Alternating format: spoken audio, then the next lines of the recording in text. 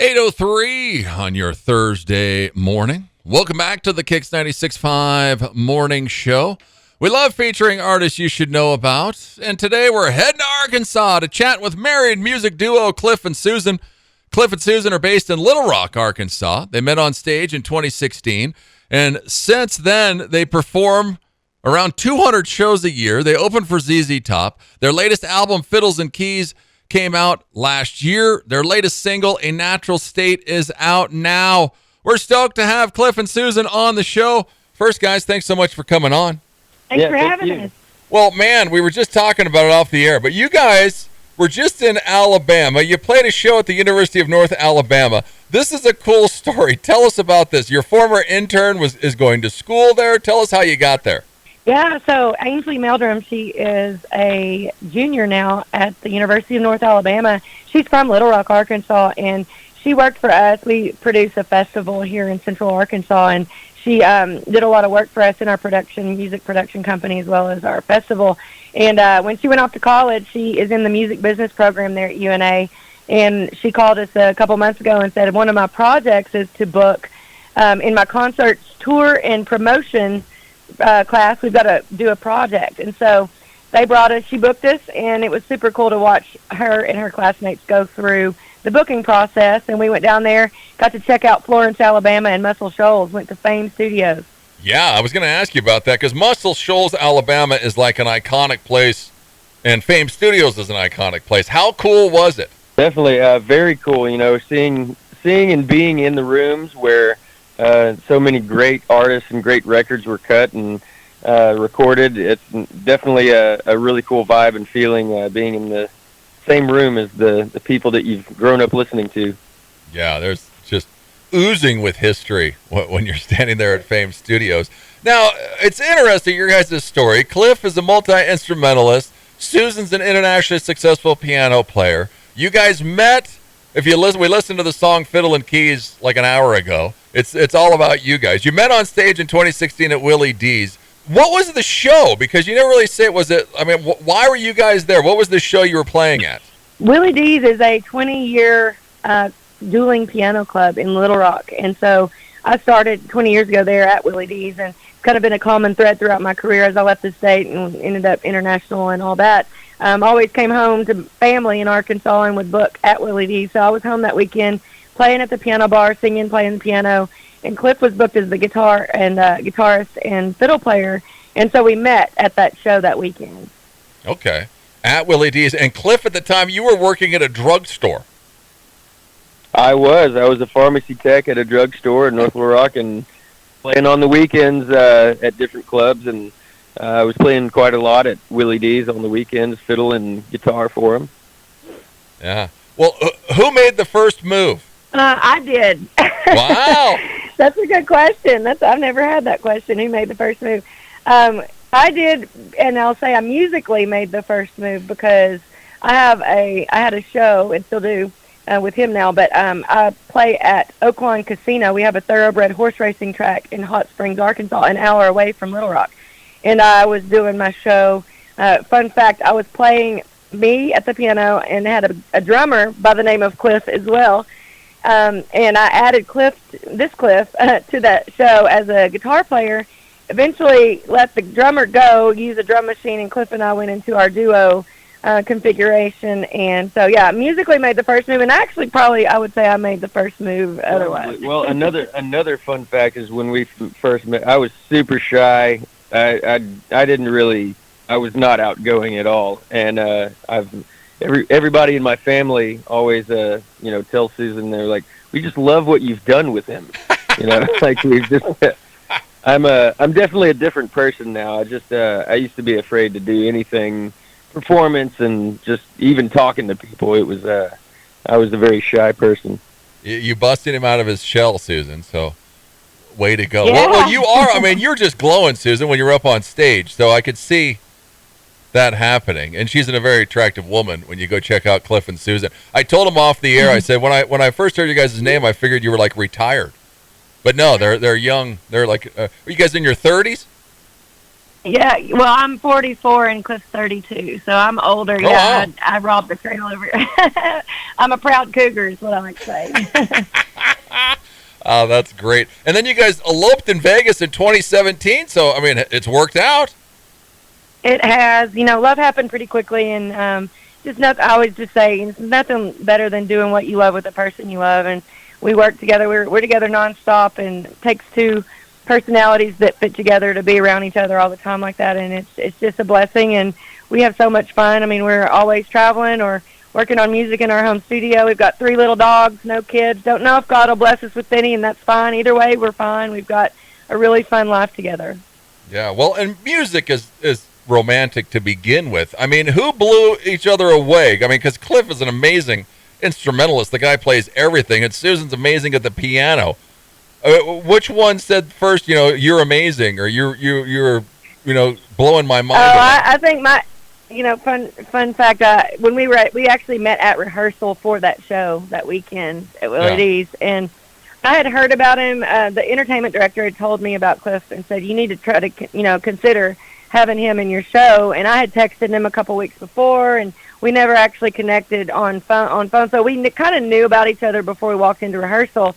And then, and this is funny, but I was like, the first time I heard his talent was when he played the solo on Purple Rain for Prince, and Oh, wow. I was like, wow. And Cliff laughed at that. He was like, of all the solos, that one? But I was like, yeah, dang, that was amazing. So, I was blown away immediately. I don't know, Cliff, you'd have to answer. I mean, I was definitely blown away just by her stage presence and her ability to control a crowd and just be such a personality on stage. And that was definitely something that caught my attention. Yeah, for sure. Well, and you guys played your TV appearance. Where was it at? Where you played Fiddle Keys? Right. That was in Nashville, and that was TBN, that network out of Nashville, and Governor Mike Huckabee, former governor of Arkansas. He has a show where he brings on musicians, and he's a musician himself. You can actually see him in the background playing bass. Oh, really? And so he heard our song and wanted to have us on. Wow, because I watched that video. I didn't realize that Mike Huckabee was in the back playing bass for you. Because I mean, that had to be cool because the band was backing you up. I mean, you guys sounded amazing. Yeah, they were. It was a great experience. Trey Corley is the music director there, and they have some excellent musicians there. And it's being Nashville, they're just like session players. So we came in that morning. They had it charted. We went through it maybe twice, and then we hit it live for the show. Yeah, it was on Huckabee. I didn't put that 2 and 2 together with that. So interesting. Go check them out. cliffandsusan.live. They're on Facebook, Instagram, TikTok. Their latest single, A Natural State, is out now. Well, and Cliff, you also produce music. What is this Big Red Dog Productions? You've produced over like 30 artists? I have, and we also produced our own album out of our production company, and on A Natural State, that's me playing all the instruments and arranging the parts, and of course Susan played the keys and sang harmony. But all except for 2 songs which we brought from a Nashville project were produced out of our home recording studio. So tracked, mixed, mastered. And we had some mastered by a friend of mine, and I've had the honor to produce very, very many artists that are just super talented all over Arkansas and different states. So yeah, we've had a lot of fun doing that, and that's definitely one of my passions. Yeah, that's awesome. Well, in Little Rock, I mean, Willie D's, is Willie D's like the gem there? Is there more Willie D's? How's the music scene there? It must be pretty thriving. Well, Little Rock has got only one piano bar, which is Willie D's, and like I said, it's been there for 20 years. It's one of the hot spots. It's really one of the more exciting venues in Little Rock that's consistently 4 shows a week. Now that's the piano bar, and that's an all request, high energy, any genre cover show. Lots of fun. If you've been to a piano bar, you know what that means. But we have some great venues. In fact, we did our debut album release party at Sticky Fingers, and they're a company. They've been open for 20 years. And they're not very far from Willie D's in the River Market. And they've got the Reverend, we've got the Hall, We've got Robinson Music Hall. We've got Simmons Bank Arena, which is the big arena. You know, the big national touring acts come through there. So we've got some options for great music, live music here in Central Arkansas. We spend a lot of time at our 5.5-month residency at the casino now. Like I mentioned, the casino we're at Cliff. This is my 9th year, our 7th year together as a duo at the casino every Friday and Saturday. So we have a residency there that we love, and it's honestly been one of the biggest reasons we've grown our duo and our fan base, and one of the reasons we were able to chart with our album when we released it, because we had a fan base that we had grown for 7 years, and they were ready for us to do something with our original music. So it's been a blessing to have really good opportunities here in Arkansas. Yeah, well, and playing a couple hundred shows a year helps. Yeah, growing the fan base, and you guys are amazing. Go and check them out, Cliff and Susan. They're cliffandsusan.live. You can go check out all their tour dates on there. I mean, they have like 20 dates next month or something. It's crazy. Go and check them out. You can go follow them on Facebook, Instagram, and Fiddles and Keys. Their album is also out now. Well, in the duo shows, you mentioned it, Susan. I mean, I heard you said that Cliff knows like 2,000 songs. We both do together. We can cover over 2,000. And honestly, I tell people when it's your job and you've done it for 20 years, it would be odd that you wouldn't know a lot of songs. But Cliff specifically can really play. He's got a knack for when he's heard a song before, he can immediately play it. Sometimes we will use a device to pull up some lyrics, tastefully use a device here and there, kind of as a mini teleprompter. But off book, we're over 1,000 at this point. But with the help of lyrics, I think honestly I probably could count more than probably 3,000 at this point. But we are constantly learning new songs. And whenever we play for a crowd and people are requesting new things, or like especially at the casino, we've got an older demographic that likes to come and dance, and they always give us new ideas to learn new songs. So it's just a constant churning of new songs and learning and listening to everything from what they request to the current hits on the radio. Yeah, that's incredible to play a duo show and take requests from the crowd and pull it off is pretty special. You mentioned the festival. Is the festival still going on? We are paused this year. We wanted to focus on our music, and frankly, we got really busy. We have been, our bandwidth has just been so, and I had to do some, at the first of the year, we wanted to kind of revisit our plans this year. We had, after the pandemic, when we launched the festival in 2019, prior to the pandemic, and won Arkansas's Best New Festival of the Year and had a lot of momentum, and then the pandemic happened. We did a virtual event during the pandemic, and then we continued to do it yearly. One year we got rained out. I mean, I'll tell you, an outdoor one-day event in Arkansas, it is not for the faint of heart. So we have a monthly showcase that we work with a group here to do under that brand. Yodeloo is the name of it. Yodeloo is just a fun name we came up for a country music festival. So we paused this year. We're going to move it back to the fall next year. That's the plan, but we're still in the planning stages for 2025. But it's been awesome for us to really have an awesome event for our community and allow other indie artists to share the stage with national acts. So yeah, we're pausing this year to give ourselves some breathing room and plan it really well for next year. Yeah. Well, and I mean, you guys put up a video not too long ago, just like 12 days ago, Waiting on You, Waiting on Me. I mean, the album's not even out for a year. You guys are already writing new music. Yeah, we're writing new music every week. In fact, we were writing last night, or yesterday afternoon, I'm sorry, when we were leaving Alabama. The artist that opened for us, Ty Moore, he wanted to write one, so we sat down and wrote one with him in the on the sidewalk next to a church in Florence before we left. So yeah, we're constant, and we did a co-write last week with the hit songwriters in Nashville when we were there, and so constantly want to, I think, and you know this, I mean, people consume music differently now. I know the radio is still very thriving, but they also are listening on the platforms, and not so much consuming music, but staying current as artists. You have to continuously turn out content, and releasing a new single every 6 to 8 weeks is really helpful to stay relevant, to tell the algorithms you're staying current, to keep your listeners up, and just really keep your growth going and consistent. So that's kind of the angle we're taking now that we've got that full depth of catalog with our album, 12 songs out there. Now we're trying to push for one song every 6 to 8 weeks. We've also got a collaboration with another artist we're working on as well. Nice. Yeah, go and check them out. cliffandsusan.live. They're on Facebook, Instagram. Go to TikTok. The latest single, A Natural State, which you're going to hear here in a minute, is out now. The Eclipse came through here like in 2017, and it was incredible. You guys are playing an Eclipse show because the Eclipse is coming through like in 2 weeks in Arkansas. This is going to be amazing. Or how excited are you about this? Yeah, no, this is going to be awesome. I don't know if either of us have ever seen an eclipse like this before, a total eclipse, and it's going to be really, really fun. We're playing at the track, the Oaklawn Casino.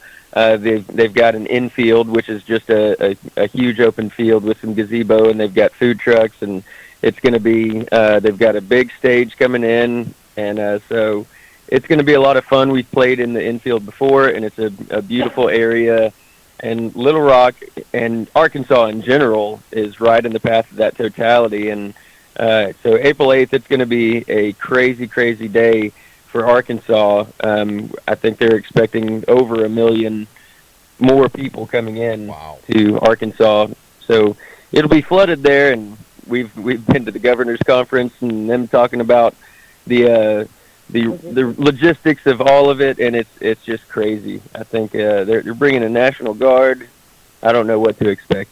Yeah, it was crazy when it was here in 2017. All the food was gone. The shelves were clean because everyone's freaking out for nothing. Right. But are you playing? Do you know what time it comes through? Are you playing before, after, during? Or you know what's going on? We are actually playing right when it's happening. So we start at noon, and then we end at 2. And the totality is actually we're going to stop for the event of the totality. So it's 1:50, I believe, is when it's supposed to happen. There were a lot of experts saying it's really respectful to stop and be silent, like 10 to 15 minutes before the actual eclipse. So we're going to do that. I think that's the right call there, and not be playing music while people are got their phones out and looking up, and it's supposed to be very spiritual. So I don't know if you've been to one. I'd love any feedback you have. Yeah, it's weird. It's almost, it is kind of spiritual or out-of-body experience, because I think yours lasts like 4 minutes. Ours lasted like 2 minutes or something, and it starts getting dark, and we were up in the mountains, and there was horses, and the horses started freaking out a little bit because, it's like middle of the day. It starts getting dark out, so everyone's like, animals are wondering what the hell's going on. And then you put your glasses on and you stare. I mean, it looks like the Death Star that you're staring at, like glowing in the in the sky. It's amazing. We were going to do it again, but yeah, it's just so crazy. And everyone, Texas is freaking out. Yeah, Arkansas, like you said, 1 million people are going to show up. It's a madhouse, that's for sure. But and to be playing right in the middle of it, you guys won't forget that. So. Well, we'll be excited for the experience. Yeah, it's going to be amazing. Well, the album's all over the place. I mean, this is like perfect though for country music right now. Yeah, totally. I mean, I think it's got a diversity about it that I will say it still stays on brand for us, because mostly we wanted to write and record for songs that we can perform and entertain with. So we tend to lean more towards energetic. There are some ballads on there, more tug on the heartstrings. The one that was really popular, A Song for Granddad, is one that we ended up doing on national television alongside the Fiddle Keys song that we did with the band. Okay. And it's actually garnered over 1 million views on Facebook, and people are really engaging with A Song for Granddad. It's about reminiscing about your late grandfather, and it's one that is a tearjerker. Most people say when we perform it or they hear it for the first time, it really pulls them into the memory of their grandfather. So I mean, it is kind of all over the place, but I'll say it's indicative of us, and we're pretty diverse. Well, yeah, totally fits you guys to a T. Tell us about A Natural State before we play it.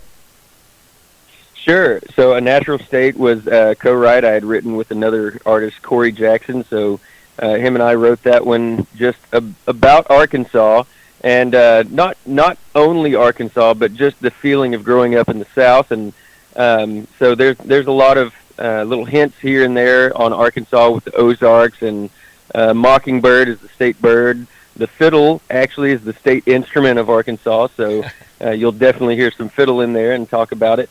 So really wanted to capture the essence of growing up in Arkansas, and so that's what we did. I came to him with a riff. He was like, "Hey, I want to write a song about Arkansas." And a natural state, the natural state is the state mantra, motto, whatever you call it, and slogan.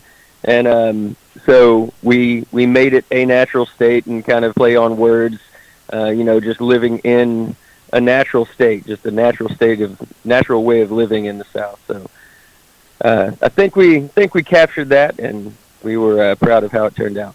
Yeah, well, here it is, A Natural State. It's off Fiddle and Keys. Go and check them out, cliffandsusan.live. Cliff and Susan, thanks so much for coming on.